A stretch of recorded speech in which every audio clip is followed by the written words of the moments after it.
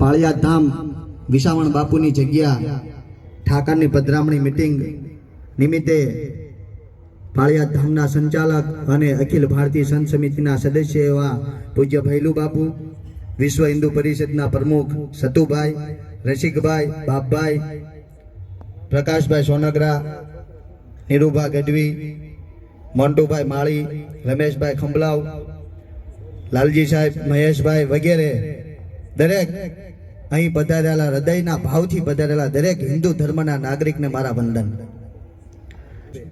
પ્રત્યક્ષ રૂપે તો અહીં ઉપસ્થિત નથી, પરંતુ પરોક્ષ રીતે જે આપણા ઠાકરના દરેક સેવક માટે, એની સુખાકારી માટે જે પ્રાર્થના હર હંમેશ કરતા હોય છે એવા પૂજ્ય બાને પણ વંદન. હજુ એક જય બોલવી પડશે, મજા નું આવી મને. હવે પણ જય બોલ્યું છે, પણ બે હાથ ઊંચા કરી અને આમ મુઠ્ઠી વાળીને જય બોલ્યું છે. કેમ થાય છે?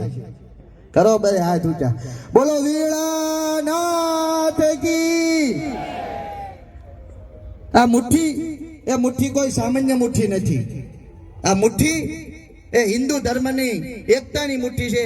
આ મુઠ્ઠી એ હિન્દુ ધર્મની તાકાતની મુઠ્ઠી છે. અને આ હિન્દુ ધર્મની એકતા અને હિન્દુ ધર્મની તાકાત હવે ભારત દેશના દરેક ગામડે ગામડે કરવાની જરૂર છે. જો આ હિન્દુ ધર્મની તાકાત, એકતા આપણે ગામડે ગામડે કરશું ને તો ભારત દેશને હિન્દુ રાષ્ટ્ર બનતા કોઈને અટકાવી શકે, કે ભારતને અખંડ ભારત બનતા કોઈને અટકાવી શકે. અને એ આ ભારતને હિન્દુ રાષ્ટ્ર બનાવવાનું, હિન્દુ રાષ્ટ્રની એકતાનું કામ કરવાનું જે પ્રથમ પગથિયું હોય ને, એ પૂજ્ય બાની પધરામણીથી શરૂ થશે. ખરેખર આપણે ભાગ્યશાળી છે, ગર્વની વાત છે કે 18 વર્ણના લોકો અને દરેક ધર્મના લોકો જ્યાં પાળિયાદના ધામ જતા હોય ને, એ બાની પધરામણી આપણા ઘરે થાય છે. કહેવત છે ને કે ઘેર બેઠા ગંગા નાયા છે. જો ગંગા જ આવીને એમાં ડૂબકી ન મારવી ને તો ખરેખર આપણે અભાગ્યા કહેવાય. એમાં જો બાની પધરામણી થતી હોય અને જો એમાં આપણે લાભ લેવાનો રહી જઈએ ને તો આપણાથી કોઈ બદનસીબ નથી. જ્યાં લાખો લોકોનું આસ્થાનું કેન્દ્ર હોય, સૌરાષ્ટ્રની પ્રખ્યાત દેહાણની જગ્યામાંની એક દેહાણની પ્રખ્યાત જગ્યા હોય, જ્યાં ભૂખ્યાને ભોજન મળે, નિર્ધનને ધન મળે, અને તમે કોઈ પણ કામ લઈને જાઓ ને એ કામ ન થાય, તમારું આશરો નિરાધાર હોય અને આશરો મળે, એવું પ્રખ્યાત પાળિયાદનું ધામ અને તેના મહંત શ્રી પૂજ્ય મહામંડલેશ્વર 1008 શ્રી નિર્મળાબાઈની પધરામણી બોટાદ ધામને આંગણે થતી હોય ને તો એમાં કશી પણ ઉણપ ના રહે ને, એ જવાબદારી મારી અને તમારી બધાની છે.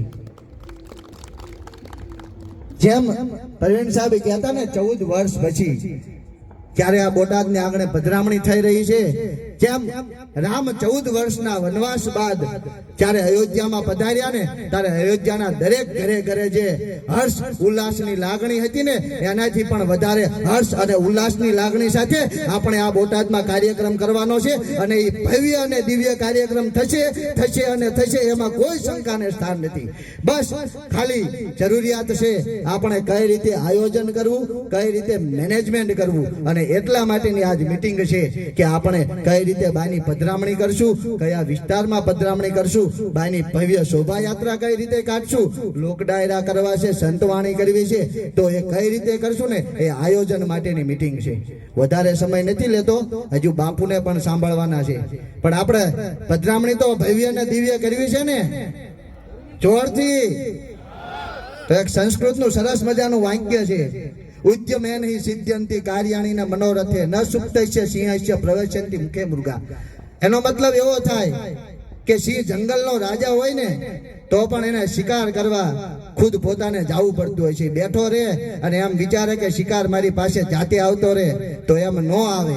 એમ મિત્રો, ઠાકરના દરેક સેવકો આપણે પણ આ બાની પધરામણીના કાર્યક્રમને ભવ્ય અને દિવ્ય બનાવવો હોય છે ને તો આપણે દરેકે પરિશ્રમ અને મહેનત કરવી પડશે, અને પરિશ્રમ અને મહેનતનું સફળતા મળશે બાની પધરામણી.